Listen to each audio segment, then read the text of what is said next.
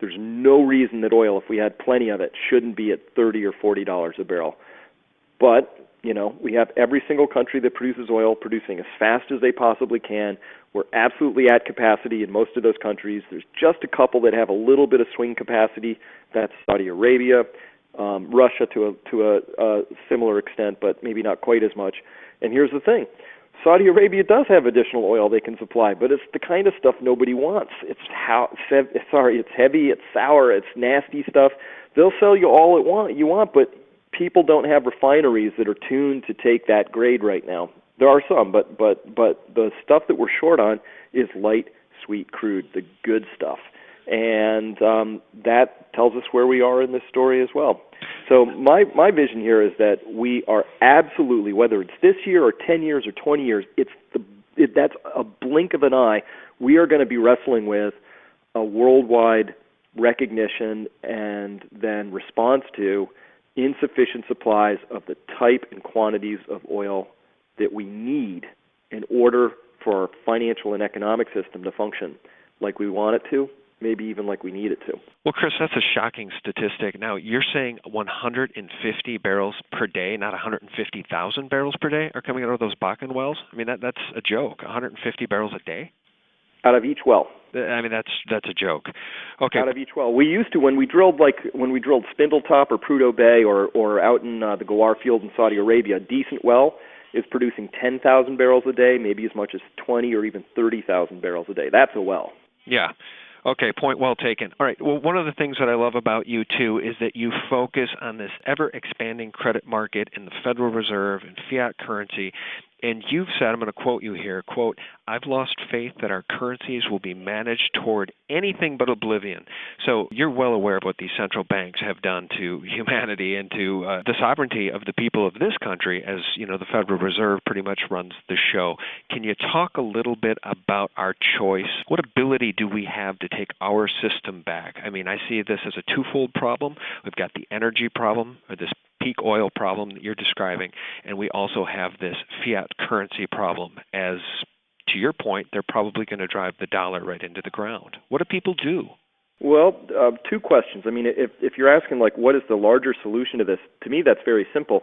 You create alternative currencies and let them compete in the free market. So maybe the Treasury issues its own, but states should be allowed to issue their own. In fact, you could issue your own. And if I ended up trusting your currency more than the Federal Reserve's, I would use yours. The Federal Reserve would almost instantly have to behave differently if they had real competition. It's just amazing to me that we founded and have established this idea of capitalism around something that's completely uncapitalistic, which is an utter and complete monopoly on money. And the second point around that is that there's no reason for a country or a people to borrow their own money. Money is it's an artificial creation. It's like borrowing air or something at interest. I mean, it's a piece of paper. It's an idea, right? There's no reason you should have to borrow that into existence. It's not hard to create. It's easy. You hit an enter key on a computer now, and you create as much as you want. So it's just ridiculous that we are still in this day and age, borrowing our own money into existence. And so the way we break that, of course, is that you force the banks and the banking cartel and the Federal Reserve to go into competition. And they will very rapidly have to change their tune. If we don't do that, they will manage that currency into oblivion. That's just what history tells us, and there's no other outcome to this that I can possibly see. Second part to your question, what's an individual do? You have to be. I think everybody has to become aware of the risk that these characters are going to pretty much ruin our currencies, and that it's up to each of us to figure out how we're going to build resilience into our own lives. So for me, that's meant obviously owning some gold and silver is a great way to go. As we're talking today, there's quite a knockdown in the metals prices, so I think we've got a buying opportunity coming up, but I think everybody needs to be more resilient with respect to their energy needs, right? So you can insulate your house, maybe buy a more efficient car, live closer to where you work, just things to insulate yourself from rising energy prices, because I see those as a structural given as we go forward in time. And as well, investing in maybe local food production, whether you have a garden or you work with local farmers or whatever, but just getting your food, having more local food is a great thing to do. And then if you do have money in the markets, if you still have some money left over after you bought gold and invested in yourself, you do need to find people who can safely navigate the current landscape out there. And anybody who's paying attention knows, given what happened in MF Global, where they just basically stole client funds, to what we see with high-frequency trading, the computer algorithms on Wall Street, which is just patently wrong and unfair, quote stuffing that happens in the sub-millisecond time scale, to what the big banks are actually doing. Listen, anytime humans can, create the appearance of a free lunch for themselves and I'm going to use this word, steal instead of earn, they will. That happens all the time. I think it has to be admitted that our financial markets are broken, and you need somebody to help you if you do have money left in them to be exceedingly careful about where and how they're placing your money into that system. And in my world, it boils down to one simple thing. I value being nimble. I want people to be more liquid. I would much rather have funds parked in cash right now than in 30-year Treasury bonds, because I don't trust 30-year Treasury bonds for 30 years. Not a chance. No way am I going to lend the U.S. government money at 3% for 30 years. Are you nuts? Right. So you need to find yourself somebody who can help you if you're not fleet of foot and a money manager on your own. You need to find somebody who understands risks, won't look at you like a dog listening to white noise when you say things like, I'm worried about a currency decline. I'm interested in gold. I think that energy might be a place to place my bets. Hey, which institutions do you think would survive a major liquidity clearing event like we had in 2008, and which might fail? And let's make sure my money isn't with the ones that might fail. What would that look like? There are firms out there and there are individuals who can have those conversations with you, but not everybody will do that. I would say less than 1% of the financial industry is prepared to have those conversations because they're still wedded to, and in some cases, institutionally forbidden from talking about anything other than a rapid return to the way things used to be. And that's not going to happen. I know you're not an economist, but I sure do value your opinion. What do you make of the elections over the weekend in France and Greece? Any chance this marks the beginning of the end of austerity? Does it mark the beginning of the end of the Eurozone? And if so, if the derivatives dominoes start to topple and the money junkies can't get their fix, the IMF and the big banks that put us into this situation, what does that mean? How much time do you think we have left before the dominoes really start to fall? Well, two things come out of what happened in Europe. The first is that politicians, I was completely surprised that the politicians went for austerity, and they were going for austerity because the banks came to them behind the scenes, twisted their arms, and said, "Listen, if we don't get paid back, in full, that's it. We're going to pull the plug on this whole thing." And so, trust me, none of those politicians who were in power wanted to go for austerity because they knew how unpopular it would be. But fast forward a little bit, here we are, we've just had some elections, and the austerity guys got tossed out. And so politicians are going to look at that now and say, message received, austerity is not only not popular, but it's career-ending. They will be backing away from that. So we're going to see a renewed shift back towards the printing side of things.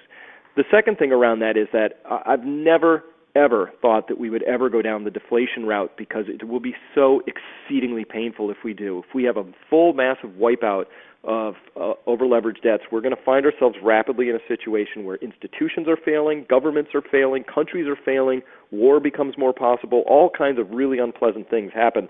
And if it's either that or hit the enter key and print a few more, we'll print a few more.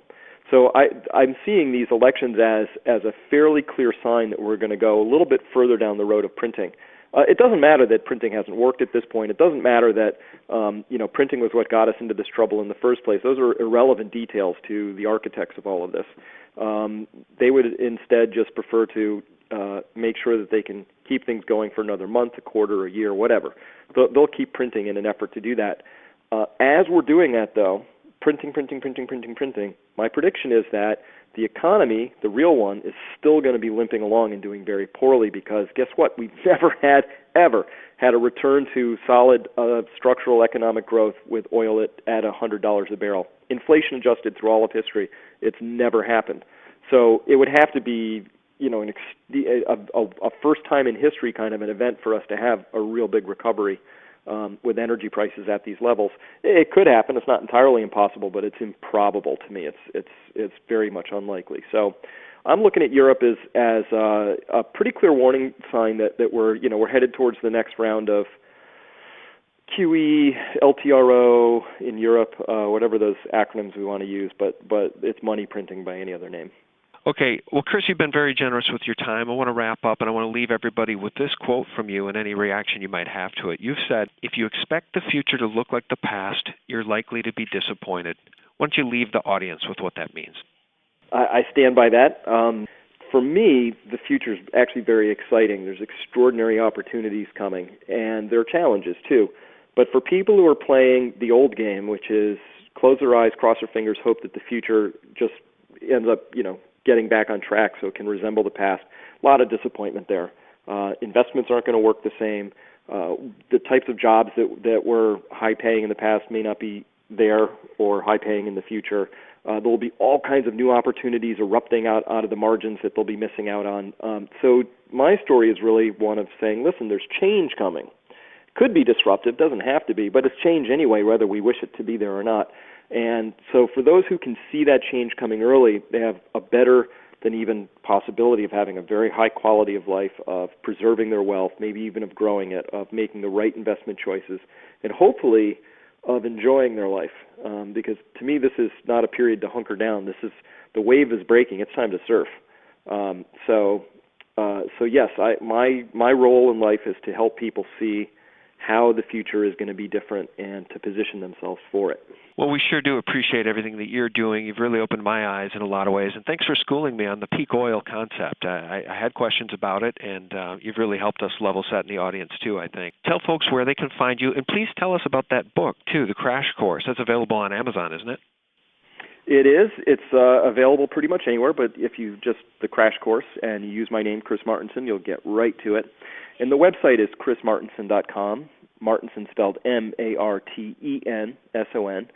So chrismartenson.com. And we've got all kinds of free stuff there, what should I do guides, covering a lot of the basic things, forums, a really nice community.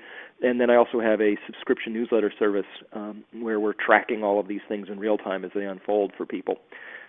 So those are the two pieces of the website, and if anybody's interested, just come on by. That's nice of you to join us. All right, and if people get angry about what I said about abiotic oil, now you know why. No, they won't. I've got a good audience. They're good folks. Thanks, man. All right, excellent. Take Be well. care. Thanks. Bye-bye. Well, that's it, guys. Much more to come. Thanks for tuning in, and visit sgtreport.com for all the latest.